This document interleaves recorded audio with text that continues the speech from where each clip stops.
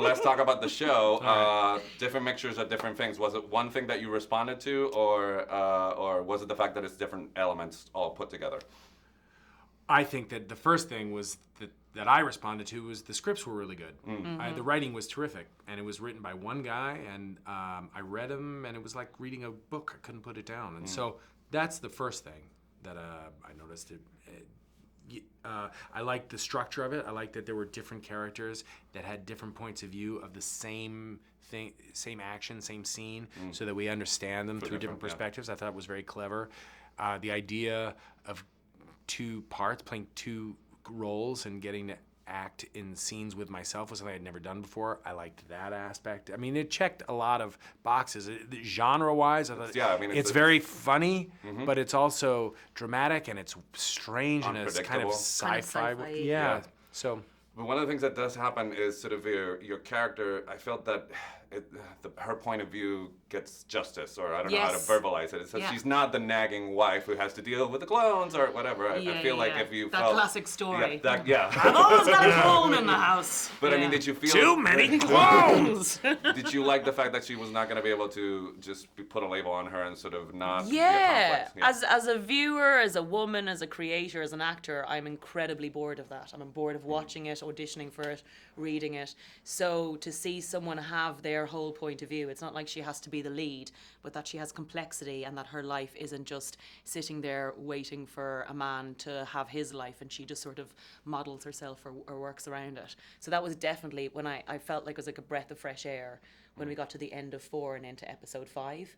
And also, I mean, not speaking for you or Tim, but both Tim and Paul, Tim who wrote the show, both have very dynamic wives with their own lives. So I don't think you guys would be happy seeing versions of wives on screen anymore that weren't in some way dynamic people with their own stories. I think even just regardless of man, woman, good writing makes every single character, regardless if they're one scene or in 10 scenes, have a life and a dimension, and that's just the Did you have a favorite when you looked at the sides of the day? It's like, I'm doing Miles or New Miles. Did you have a favorite one to do with him, or was it exciting to be different every time? It was exciting to be different because I could still tell if Paul did each character now which one he'd be doing, and it was never about costume or anything. It's like Paul would transform with just such his essence and his face and posture straight away.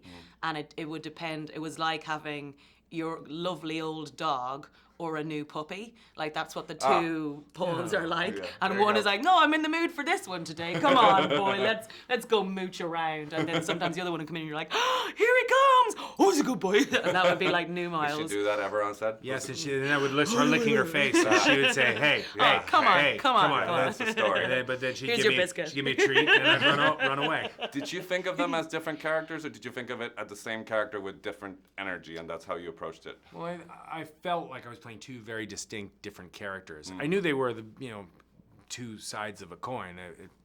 I was playing the same person, but it felt as if in the actual in how tangible it was and the actual acting of it, it felt like I was playing two very distinct people. All right, that were different. So if you, in a fantasy scenario, if you could take a character that you played out for a day just to hang out, like a character you created, and you could sort of pull him out of whatever movie or show you did, who would you pick just to have a day to sort of live with your creation?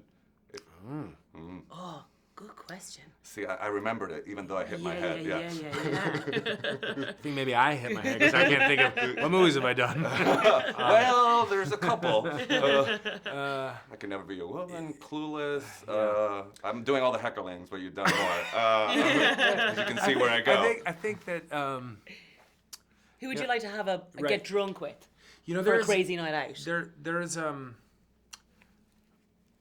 man, this character in Our Idiot Brother was just so so chill and kind of positive about everything.